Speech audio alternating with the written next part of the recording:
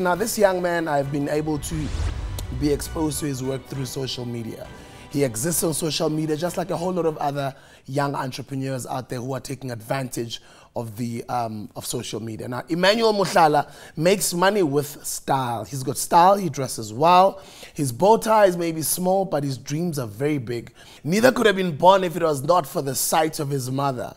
Now, his mother has been slaving over a hot stove from when this boy was young and growing up. Well, tonight we talk to the young man, the young bowtie entrepreneur who one day dreams of dressing Africa's richest man, Aliko Dangote.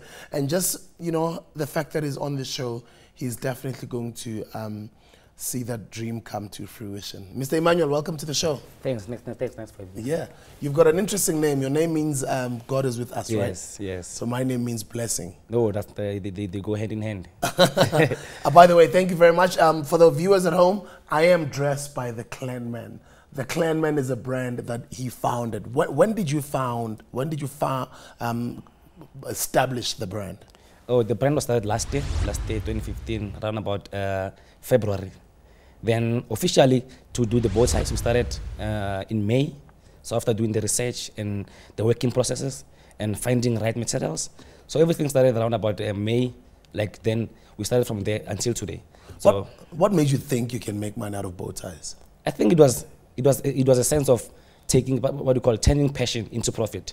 So I've always been in business, growing up at home, the tuck shop. So it wasn't hard for me to go into business. And after seeing that, a lot of people, they're failing to find that final touch when it comes to accessories for men's fashion. So I thought, like, if I'm in love with this bow tie thingy, so I can turn this thing into profit. So that's where my business was born, you know. Oh, okay. And the name, Clanman? Clement simply means a large group of people or a family sharing a common interest. So in that regard, that what you call a common interest is a bow tie. So I'm trying to unite people globally, and starting from Africa, you know, it's from South Africa, Africa, and globally. Yeah. So I was like, if I can do this bow tie thing, you know, so like I've realized a lot of people, again, as I said earlier, they lack what you call a final touch in their dressing codes. So I was like, the bow tie bring confidence. The bow tie can change the look. So I was like, let me do it, but do it differently. It exists in the market, but let me do it differently from the rest. And I thought, as a bow tie thing, a bow tie brand alone, let me go into the luxury cycle. Yeah. No, then I was like, the bow tie exists, but let me do it differently. Yes, because I was about to ask that, like, why a bow tie? Because bow ties are already there, they exist. Like, what makes the Clanman bow ties different from the rest? I think luxury goes with the time you invest in the bow tie, where it comes from, the history of the brand. You know, all those things, they play a role. Just imagine about someone who's living in the United States. The person is looking for a bow tie. But when it comes from Africa, automatically he knows that there's history, too much history there. You have your Nelson Mandela, your Oliver Tambo, the apartheid that was in here. So people need to know what they buy into, you know.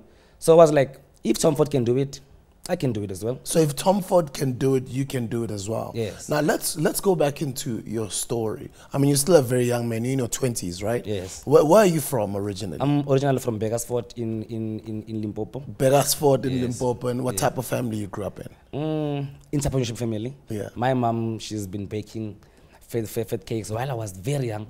So I've always seen her working there, you know, struggling. Then I was like, I need to change the struggle at home. You know, so I ran away from the business side of things, thinking that I can't do these things for me. Yeah. So I went into football. I played for some few teams in the professional leagues, even though it was the development, but the entrepreneurship, they caught up with me. Yeah. Know? So I went back into business. Yeah. As you can see now, studying the so let's talk about education. So did you get your matric, and did you go to tertiary education, college or university? I only got my matric. Then, with regarding to financial struggles, I thought, let me sit down and figure out what I can do for myself. Yeah. Because again, for the thing of me going to work, it wasn't my thing. Because I always wanted to be my own boss. Yeah. So I was like, if I have that background of entrepreneurship, I can do this thing, take my brand to the next level. Because like I have the background. Yeah. Where I come from, I always learned about business. So it has always been something which I knew. And business has always been something that you know, but has fashion been something that you've known or been exposed to? I wouldn't really say it has been something that I knew, but I think fashion is just a common sense. Yeah. Mixing up clothes, coming up with something new, you can always be part of the fashion. Yeah. You know, so and then you mix them up nicely. I mean, look at you now. You look really nice. Nice, thanks. But you always do, because I mean, every time I see you, always dress to the nines. Yeah. Again, you must understand that you are a walking billboard. So if someone wouldn't just buy, just like someone wouldn't buy into your brand while you don't consume the brand or use the brand, you know. So I have to look the part in order for someone to recognize me and say, man, that bow tie is good. Then I'm like, that's where Converse starts. Then I'm like, no, I'm doing them.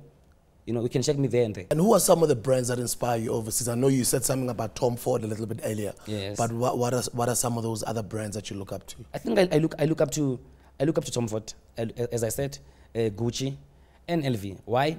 Because I'm looking at going into the luxury cycle, as I said.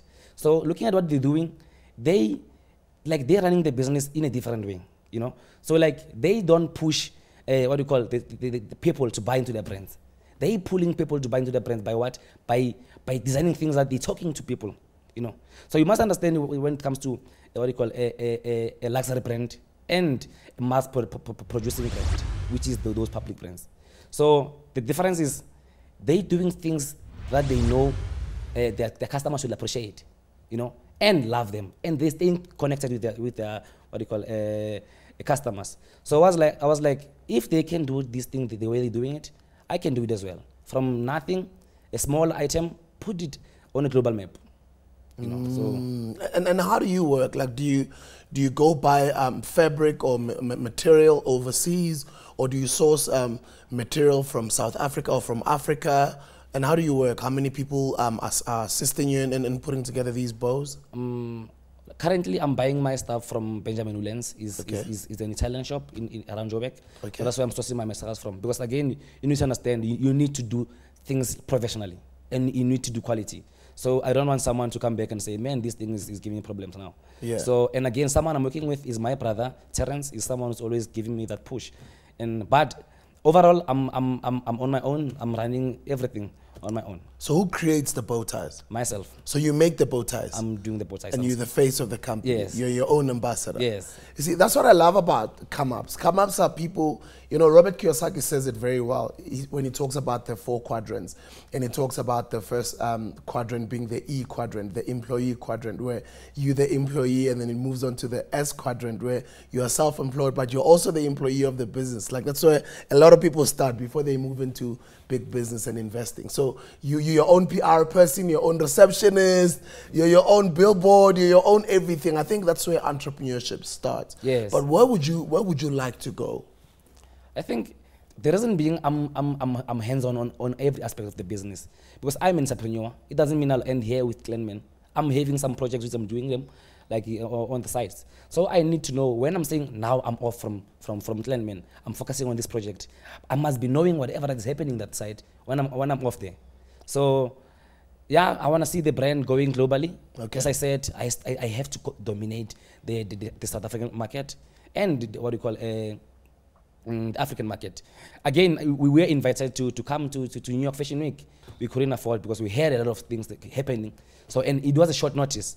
So with that, I'm so happy as the founder of this brand. Like the recognition, which is massive, you know. Lovely. It's lovely. And I mean, I must say that I'm really proud of this young man. I've been, you know, observing his work for quite some time, and I'm extremely impressed. Thanks. Now, before I let you go, it's very important for me to let my our viewers know out there how to get in touch with you. How do they get to look at your bow ties? How do they get to, you know, find out a little bit more about your work, or how do they even get to order some of your bow ties? Currently, our e-commerce is under construction, but they can get us on our Facebook page, which is Clanman_SA.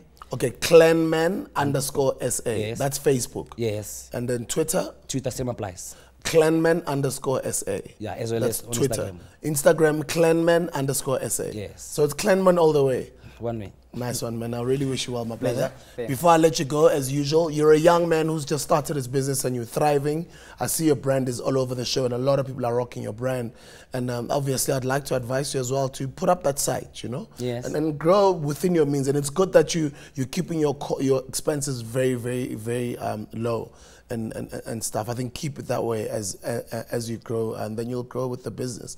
I'd like for you to speak to other young men like you, young men and women, and girls and boys out there. There's even teenage entrepreneurs out there. Yes, they call them, what do they call them? Teenpreneurs or something like that. Yeah, I'd like for you to look at them. There's something we call 60 seconds to success. You're going to look at that camera over there. On the count of 3, you can start speaking to them, giving them advice. On 3, 2, 1, go. I think everyone who's coming from a bad background, as I come from, don't ever let anyone let you down. You know, no one can define a determination. Whatever the background it is, you can become from zero into hero. I come from a very poor family in Limpopo. I came here as like a young individual who didn't know about anything. So whatever that you're doing, believe in it. You know, live it. You know, whatever you're doing, put your hard work in there. So there's no way that you wouldn't make it. Now, even if I have to say, I wouldn't just put my head on the block. I mean, I've won GQ Best Dressed Man for a couple of years in South Africa. I love clothes, so I've got a thing or two to share about fashion, as far as fashion is concerned. So I do consign the young man's bow ties. I do rock his bow ties. I love the fabric. I love the material. I love the different styles, the different colors, the textures. I co-sign the young man. So check out his work, Clanman_SA on all of the social media platforms. That was Emmanuel Mohlala, young bow tie entrepreneur.